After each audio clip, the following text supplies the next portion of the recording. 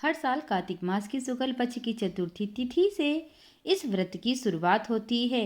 छठ का जो व्रत होता है यह हर साल कार्तिक महीने में होता है दोस्तों। और इस व्रत को रखना, छठी मैया को मना पाना या उनको प्रसन्न करना बहुत ही आसान काम नहीं है, क्योंकि छठ मैया का जो व्रत होता है ये बहुत ही कठिन व्रत होता है और ये निर्जला व्रत किया जाता है। आज की वीडियो में हम आपको छठ पूजा के नियमों के बारे में बताएंगे और कौन सी चीज़ें हैं जिनका आपको विशेष ध्यान रखना है दोस्तों। तो वीडियो पर बने रहिएगा। वीडियो अगर पसंद आती है तो प्लीज़ लाइक करिएगा, शेयर करिएगा।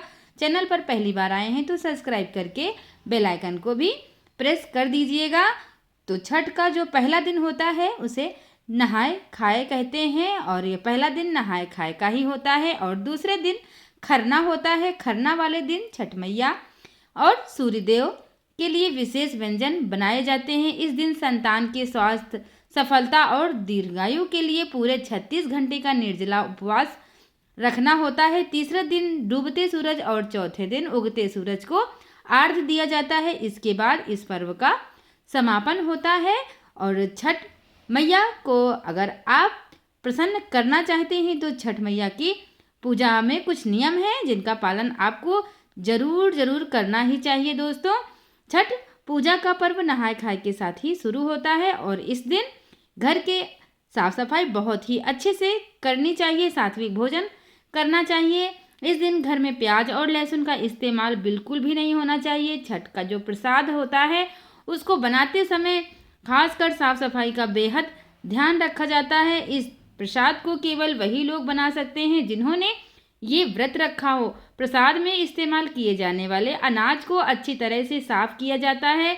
इसे घर में ही धोया जाता है और कूट कर और पीस कर, यानी ये सारी चीज़ें घर ही पे की जाती हैं। पहले धोया जाता है, अनाज को कूटा जाता है और उसके बाद पीस कर इसका जो भी पकवान होता है वो बनाया जाता है। इस अनाज को कोई जूठा ना करे, गंदे हाथों से ना छुए, इस बात का विशेष ध्यान रखा जाता है। ये प्रसाद चूल्हे पर बनाया जाता है और इसे बनाते समय पवित्रता का विशेष ध्यान रखा जाता है। प्रसाद को हमेशा हाथ मुंह धोने के बाद ही हाथ लगाया जाता है। छठी मैया को चढ़ाई जाने वाली हर चीज़ अखंडित होनी चाहिए। ऐसे में पूजा में उन फल और फूल का भी इस्तेमाल नहीं किया जाता है जिन्हें किसी पक्षी ने जूठा किया हो या किसी अन्य कारणवश वो थोड़े भी कटे हों। तो इस तरह के फलों का भी इस्तेमाल आपको नहीं करना है। पूजा के दौरान पहनी जाने वाली साड़ी भी अखंडित होनी चाहिए, यानी उस पर सुई वगैरह से फाल आदि ना लगी हो, कहीं से फटी कटी ना हो। एकदम कोरी और नई साड़ी ही इस पूजा में पहनी जाती है। पूजा के लिए बांस से बने सूप और टोकरी का इस्तेमाल किया जाता है। इसके अलावा नए सूप और थाल वगैरह इस्तेमाल किए जाते हैं। छठ का व्रत रखने वालों को चटाई बिछाकर जमीन पर सोने का नियम है। इसके अलावा बिस्तर पर सोना वर्जित बताया गया है।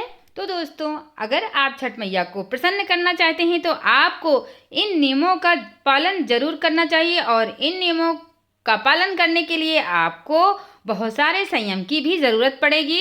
आशा है कि ये वीडियो आपको पसंद आई होगी। आप समझ गए होंगे कि छठ मैया की पूजा में कौन कौन से नियमों का पालन किया जाता है।